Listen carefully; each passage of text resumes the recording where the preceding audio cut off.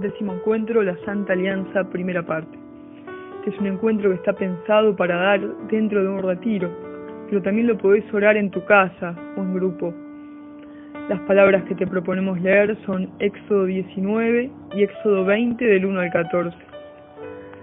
Dios había liberado a los hebreos de Egipto y se había revelado a ellos con su providencia a lo largo del desierto. Les había dado a Moisés como guía y a los jueces como colaboradores del primero. Finalmente, en un momento, llegaron junto al monte Sinaí, donde Dios quiso establecer una alianza con su pueblo. La alianza era de protección exclusiva hacia el pueblo israelita, mientras ellos se animaran a seguir a Dios, siendo fieles a su propuesta. Y ser fieles a Dios es ser fieles a nosotros mismos, porque Dios busca nuestra felicidad. Nosotros también recorrimos un camino hasta acá, en el cual Dios nos fue mostrando una manera de vivir cerca suyo. Vimos que Dios es sencillo y nos invita a ser como Él. Nos identificamos con el pueblo de Israel y descubrimos que también en nuestra vida hubo o hay Egiptos de los cuales Dios nos sacó o nos quiere sacar. En el camino del desierto, aun cuando no veíamos claro, Dios se reveló con su providencia para que nada nos faltara. Nos animó a la esperanza y a vivir gozosos por conocerlo, por estar juntos. Nos invitó a ser objetivos, nos habló del amor y lo diferenció de las pasiones, que no son profundas sino confusas. Nos animó a ser misericordiosos con todos y nos invitó a escuchar a los pastores que hablan con su voz. Ahora también nosotros estamos frente al monte Sinaí de nuestra vida. Llegamos más libres y con el corazón abierto a lo que Dios tenga para decirnos, para aconsejarnos. Queremos oír su voz para saber cómo caminar. Dios nos propone una alianza. Quiere sellar con cada uno de nosotros una alianza. Mientras permanezcamos cerca suyo, Él va a poder contarnos todo lo que nos hace bien y todo lo que nos hace mal, y ayudarnos a elegir lo bueno y rechazar lo malo. Somos nosotros los que en nuestra libertad podemos elegir permanecer o alejarnos. Él no nos obliga a quedarnos, nos invita. Dios quiere permanecer cerca de cada uno de nosotros. ¿Queremos nosotros permanecer cerca suyo? ¿Queremos hacer una alianza de amor con nuestro Padre Creador? Hoy es un día para que pensemos en la ternura de Dios como papá, quien nos hace una propuesta de protección y a la vez nos llama pueblo y se nos muestra rey, un rey justo y bondadoso al que vale la pena seguir. Tomémonos un tiempo para pensar en aquellas esclavitudes de las que Dios nos liberó en estos meses, en este año, a lo largo del camino que venimos haciendo. Podemos pensar en qué momentos nos sentimos conducidos por Él sobre alas de águila, como dice la palabra, libres de todo miedo, libres de peligro. Animémonos a alabar y agradecer a Dios por estos momentos de libertad, que nuestro corazón le dé gracias. Y digámosle, Señor, queremos escuchar tu voz. Animémonos a preguntarle qué alianza quiere hacer con nosotros y sepamos que es una alianza de amor, donde sus promesas se cumplen. Aliarnos a Dios es aliarnos a la vida, aliarnos al bien. Él nos promete estar con nosotros hasta el fin de los tiempos y nosotros le prometemos estar cerca suyo, seguir de cerca sus propuestas, dejar todo lo que hace mal y quedarnos solo con lo bueno. ¿Te animás a prometerle esto a Dios? Dios quiere sellar una alianza con nosotros, con vos. Quiere que nos consagremos a Él, una consagración que no tiene que ver tanto con ser laicos o religiosos, sino con ser para Dios, en nuestro estado de vida, en nuestra vocación, en nuestra profesión, en nuestro todo. Aliarse con Dios es ofrecerse todo a Dios y contar con todo su amor paternal para siempre. Si nos animamos, si te animás a esta alianza, haz un momento de oración y decirle que sí a Dios a los pies del Sinaí. Que como Israel nos animemos a decir, estamos decididos a poner en práctica todo lo que ha dicho el Señor. Dios le pide a Moisés que los israelitas se preparen para la teofanía, es decir, para la revelación de Dios. En la palabra nos aparece una expresión que nos podría parecer antigua, que se purifiquen. Podemos pensar en cuando vamos a una fiesta, cómo nos preparamos para la misma. Nos bañamos, nos ponemos ropa linda, nos perfumamos. Dios quiere darnos la gracia de sellar una alianza con nosotros y nos propone disponer el corazón para este encuentro. Por eso no solo nos invita a compartir la alegría de la alianza, sino a entrar con el corazón limpio. Para comprender qué es entrar con el corazón limpio, podemos leer Génesis 1 y 2, donde encontramos dos relatos de la creación. Nos dice la palabra que Dios está desde siempre y crea todo. Crea la naturaleza, al hombre y a la mujer. Todo lo crea por amor, aún sin necesidad de otros. Dios nos crea porque quiere, y le da al hombre todo lo necesario para vivir. Le da el paraíso y permanece con ellos. En ese estado de paraíso, la muerte no existía y el hombre vivía en plenitud. En Génesis 3 se nos narra cómo aparece el pecado y la muerte. Cuando hablamos de pecado, también nos puede sonar a palabra de otro tiempo, pero en el fondo significa falta de amor. Falta de amor hacia Dios, hacia otros o hacia nosotros mismos. Alguna vez dijimos que Dios es amor. Si el pecado es falta de amor, es por lo tanto falta de Dios. Dios les había dado a los hombres árboles frutales para que se alimentaran, y les recomendó no comer del que estaba en el centro del jardín, el árbol del conocimiento del bien y del mal, porque iban a quedar sujetos a la muerte. Este árbol simboliza la facultad divina de saber qué es lo que está bien y qué es lo que está mal, qué es lo que hace bien y qué es lo que hace mal. Que el hombre coma de este fruto significa que se está tomando el atributo de decidir qué es lo bueno y qué es lo malo, sin consultarle a Dios, queriendo ocupar su lugar. Dios nos da la libertad y también nos enseña qué cosas nos hacen bien y qué cosas no. Cuando el hombre elige comer del árbol, pierde el paraíso y sufre las consecuencias del pecado y de la muerte. Pero Dios no abandona al hombre, sino que arma un plan de salvación.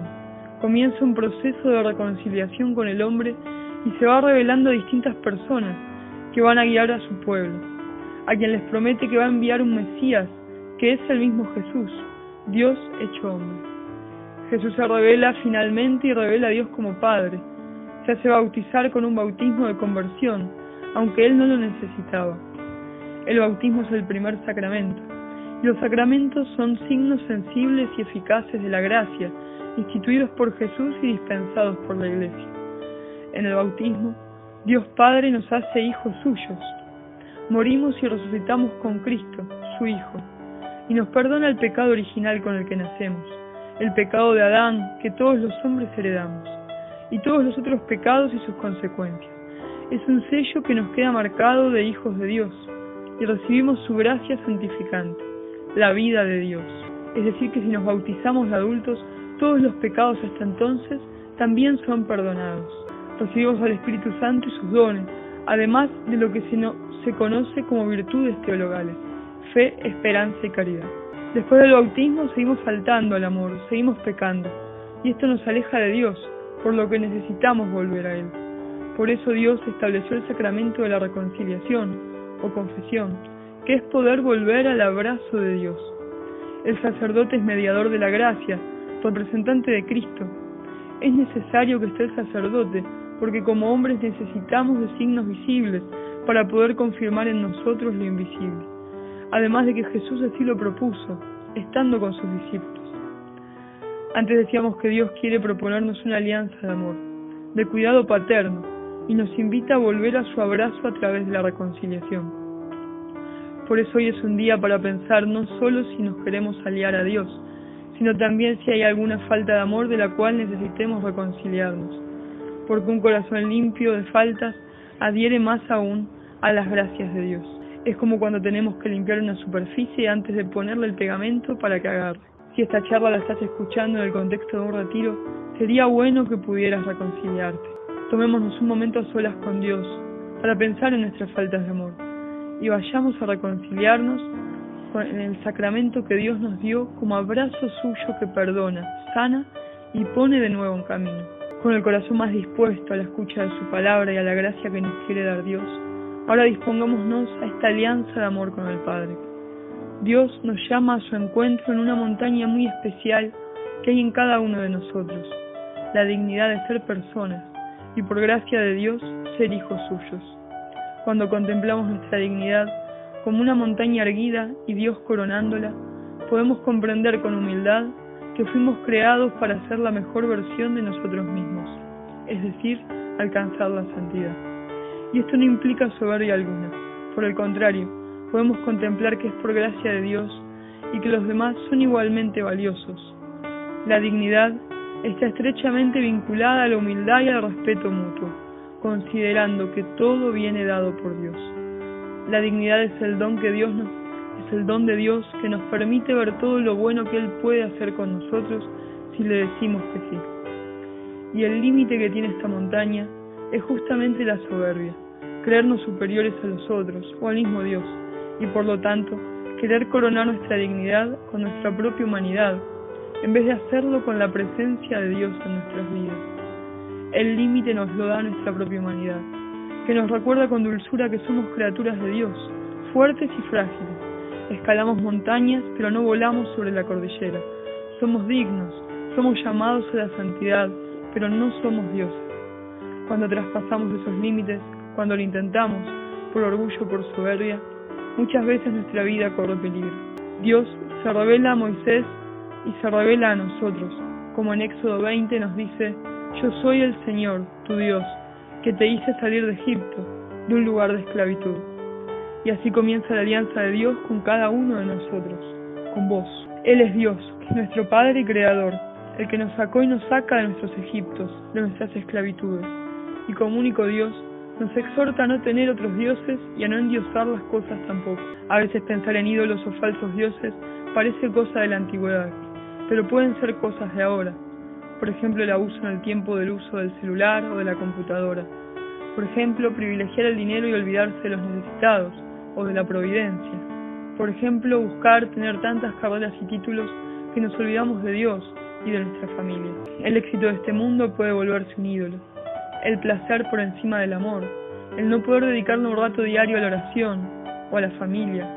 A la oración, que es hablar con nuestro Dios liberador. Llevar la fe a cadenas de oración con trasfondos mágicos y no de riqueza espiritual. Leer o ver revistas o programas que no construyen. Ser chismoso. Los ídolos son todos aquellas cosas que ocupan el lugar de Dios en nuestra vida, privilegiando la importancia que le damos a la relación a aquel que nos amó desde siempre y para siempre. Cuando Dios es el centro de nuestra vida, todo se ordena. Cuando Dios es corrido para que otra cosa ocupe su lugar, la vida empieza a ser desordenada y cada vez más. Dios nos exhorta a no tener ningún objeto como amuleto o como ídolo, a no poner nuestra confianza o esperanza en un objeto, sino en Él. Cuando le dice al pueblo hebreo que no se hagan imágenes, no se refiere a no tener esculturas, incluso de santos, sino a no venerar el material en sí. Por eso los católicos veneramos a los santos, pero adoramos solamente a Dios. Tenemos imágenes de santos como quien tiene una foto de la bisabuela que ya no está, pero no hablamos a la foto en sí como objeto, sino a nuestro ser querido. Dios le da así los 10 mandamientos al pueblo judío y a nosotros, pero no son leyes vacías de sentido, sino que cada una se puede profundizar hasta encontrar el porqué y el para qué. Jesús será quien le da el sentido completo a la ley cuando nos dice: yo no vine a abolir la ley, sino a darle cumplimiento. Jesús profundiza la ley en el amor. Por eso, cuando en el libro del Éxodo leemos: acuérdate del día sábado para santificarlo, en él no harás ningún trabajo. Algunos del pueblo israelita creían que ni siquiera se podía curar en sábado. Jesús dirá: yo quiero misericordia y no sacrificios. El Hijo del Hombre es dueño del sábado. La alianza que Dios quiere con nosotros está grabada en nuestros corazones desde siempre, porque nuestra cultura, gracias a Dios, está empapada de valores cristianos, aun cuando muchos se digan ateos. Sin embargo, en muchos casos se ha promocionado a nivel social cosas diferentes a la verdad, modelándola, queriendo hacer a Dios a nuestra imagen y semejanza, en vez de ser nosotros a imagen suya. Algunos se preguntará: ¿no hay muchas formas de verdad? ¿No son todas las miradas válidas?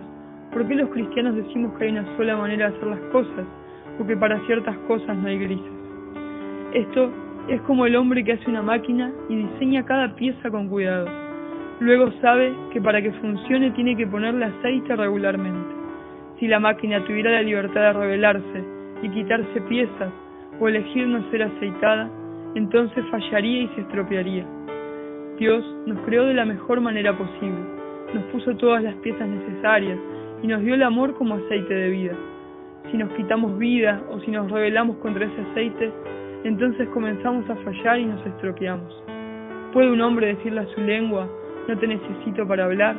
¿O a sus pies, no los necesito para caminar? En estas cosas no hay grises, no hay muchas verdades, sino una verdad. Y en el fondo, si hacemos silencio, podemos encontrar la verdad de las cosas, porque fuimos creados en esa sintonía de esa verdad, a imagen y semejanza de Dios. Dios, en efecto, como dice en Hechos 17 del 22 al 30, hizo salir de un solo principio a todo el género humano, para que habite sobre la tierra, y señaló de antemano a cada pueblo sus épocas y sus fronteras, para que ellos busquen a Dios, aunque sea a tientas, y puedan encontrarlo, porque en realidad Él no está lejos de cada uno de nosotros. En efecto, en Él vivimos, nos movemos y existimos, como muy bien lo dijeron algunos poetas, nosotros somos también de su raza. Y si nosotros somos la raza de Dios, no debemos creer que la divinidad es semejante al oro, la plata o la piedra, trabajados por el arte y el genio del hombre. Pero ha llegado el momento en que Dios, pasando por alto el tiempo de la ignorancia, manda a todos los hombres a que se arrepientan. Y si el tiempo de la ignorancia pasó, entonces hay que hablar con la verdad, no con una verdad autoritaria impuesta por los hombres, sino con la verdad de Dios, que nos muestra el sentido profundo de las cosas. Es decir, si fuéramos la máquina, Dios no nos dice te obligo a ponerte aceite, sino que nos muestra por qué ese aceite nos hace bien a los engranajes de nuestra vida. Así, cuando Dios nos dice honra a tu padre y a tu madre, no se refiere que no puedas reconocer sus errores y te sometas a ellos, sino que puedas amarlos, perdonarlos y honrarlos, porque te trajeron al mundo, porque en una sociedad que muchas veces está a favor del aborto, ellos decidieron tenerte. Cuando Dios nos dice no mates, nos enseña a apreciar el valor de la vida humana, desde la concepción hasta su término. Cuando un espermatozoide atraviesa un óvulo, hay una vida nueva, una genética nueva distinta a la de los padres desde el primer instante, un corazón nuevo latiendo. ¿Qué podría haber dentro del vientre humano que no fuera una vida humana? No pensemos como insensatos. Si pasó el tiempo de la ignorancia, no busquemos poner excusas ni le pongamos otros nombres. Hay vida humana. Todos fuimos ese cigoto, esa primera instancia. Si fuéramos todos ciegos por no vernos, nos mataríamos. Que no veamos al ser humano que hay en el vientre humano no significa que no sea humano. Dios ama esa nueva vida humana que hay en el vientre materno. ¿Tan complicado es de entender que en un vientre humano haya vida humana? Tan ilógico suena. Dejemos de vivir en la ignorancia y pasemos a vivir en la verdad. Se propone abortar cuando la joven es abusada, pero no se dice que ahora no solo sufrirá el trauma del abuso, sino el del aborto. Ella no necesita abortar, necesita que la acompañen y que se enjuicie al abusador. Se propone abortar cuando la madre no tiene dinero para darle de comer, en vez de que el Estado le dé un trabajo y vivienda digna. Y luego, para los más ancianos se propone la eutanasia, para que no sufran. Solo Dios es el dueño de la vida, y nosotros no somos dignos de decidir cuándo alguien debe vivir o morir, ni de bebé ni de anciano. Ese es el límite de la montaña. Si Dios corona nuestra montaña, entonces vamos a comprender por amor por qué nos propone cuidar la vida humana desde la concepción hasta su muerte natural. Lo mismo el que piensa en suicidarse, necesita ayuda para no hacerlo, porque estando bien emocionalmente no lo haría. Y también existe la envidia, que es como matar al otro en vida. Tampoco debemos matar en vida a los demás. Honra a tu padre y a tu madre, no los mates. Cuida también a tus hijos y no los mates. Dios nos invita a no cometer adulterio, a ser fieles, a no andar por la vida pensando en personas que no son las que están a nuestro lado. El amor y la fidelidad son posibles. Jesús profundiza esta ley en Mateo 5, del 27 al 30, donde nos dice: ustedes han oído que se dijo no cometerás adulterio. Pero yo les digo, el que mira a una mujer deseándola, o a un varón, ya cometió adulterio con ella en su corazón. Jesús nos dice esto y no nos deja solos. Él nos enseña cómo permanecer fieles, tanto en el acto como en el pensamiento. Pero para eso nos tenemos que mantener cerca suyo, en oración y con la decisión de no hacer lo que nos hace mal. Lo que hace mal. La infidelidad causa una herida tremenda en el corazón del hombre. Lastima, nos hace mal. Dios es fiel, Dios es alianza, no infidelidad, y nos creó a su imagen y semejanza, nos creó fieles, y en esa sintonía vamos a ser verdaderamente felices. Y si le prometimos a alguien serle fieles para toda la vida, nos casamos y lo prometimos frente a Dios, entonces después no podemos andar diciendo: la iglesia no nos permite volver a casarnos, o andar haciéndonos los desentendidos: la iglesia no nos permite casarnos de nuevo. No es la iglesia la que no lo permite, es uno mismo, el que prometió fidelidad para siempre. De la mano de Jesús podemos encontrar el amor de nuestra vida, a la persona con la cual encajamos a la perfección, y de la mano de Jesús podemos arreglar nuestros desencuentros sin recurrir al divorcio. Jesús nos lo propone en Marcos 10 del 1 al 12, y no nos deja solos. Él nos anima a vivir como Dios nos soñó al crearnos, en alianza. Nos animamos a esta primera parte de la alianza con Dios, una alianza de vida y de fidelidad, de respeto por el otro y respeto por uno mismo. Pongamos en oración o charlemos con un buen acompañante espiritual aquello que no comprendemos todavía, y animémonos a la alianza de Dios, que aunque nos parezca dura a simple vista, cuando la ponemos en práctica deja en paz el corazón. Que así sea.